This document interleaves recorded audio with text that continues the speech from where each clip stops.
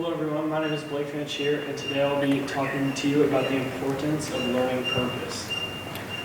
By learning the purpose of their schoolwork, it will be helpful to motivate students to do better in class.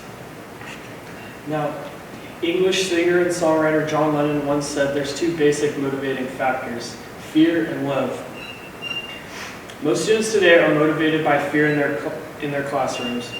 These students fear not being able to get a good grade, which will mean they won't get into a good college, which means they won't get a good job. To give you an example of what I mean, raise your hand if you've ever heard something from a teacher or parent along the lines of, you have to study hard so you can get a good grade, or so you can get a good job, or so you can go to college. I know I sure have. Every student with their hand up has at some point been motivated by fear in their life. This fear may be very motivating for some people, but I'm more interested in the other side of motivation, love. To help us understand what I mean, let's use video games as an example. It doesn't have to be video games, it can just be anything someone's passionate about. But people love video games and other hobbies because they're challenging, they bring people together, or maybe they just tell stories and people find them fun. People love their hobbies for any reason, but what if we took those reasons and applied them to school? Students should appreciate school for the challenges it brings, for the opportunities and good things that can present themselves, and for the opportunities to be successful by learning about what interests them. What I'm trying to say is that students should be motivated in their classroom for the same reason they're motivated to do the hobbies and the things they love, but they're missing an important factor. They don't understand the purpose of the things they're being taught. It wasn't until this preceptorship when the boss told me he wanted me to do a project, but then he explained to me the purpose of the program I was going to write. I felt motivated because I understood the purpose of the work.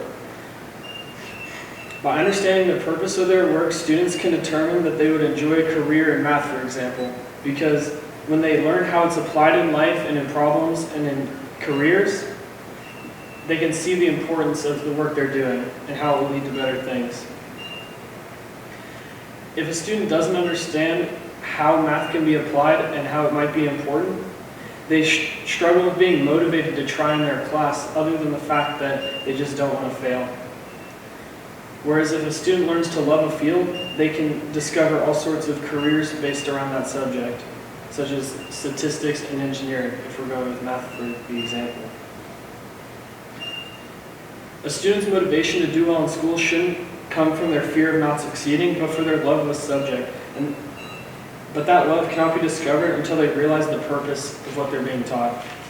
The responsibility of learning the purpose of schoolwork doesn't fall on the teacher alone. Students must feel encouraged to apply their learning to understand the purpose of what they're being taught. They should ask their teacher if they're unsure, and just as a side note, don't ask your teacher, what's the point of this? Try to find something more polite. And lastly, once a student understands the purpose of the subject, they still might decide that they don't like it, and that's okay.